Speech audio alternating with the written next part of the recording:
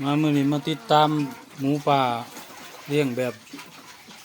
บ้านๆหมูบ้านหมูป่าหมูดำนี่ตัวนี้พอพันธุ์ใหม่เลยนี่ให้กินอาหารแบบบ้านๆเลยนี่กินเปลือกไม้เปลือกโมพวกนี้มันแม่นี่แม่ถือพานี่ถือพาเทือนี่เทือที่สองแล้วนี่ที่สุดแล้วนี่เพิ่นได้ลูก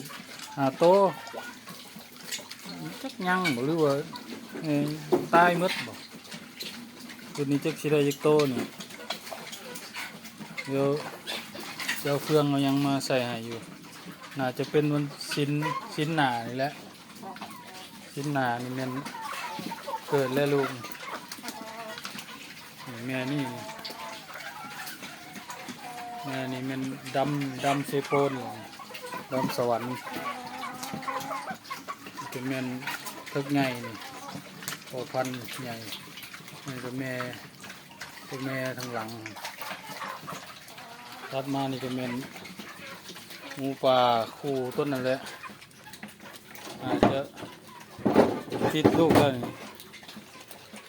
ท้องยังเพิ่นใหญ่บุกคือตัวนั้นท้องใหญ่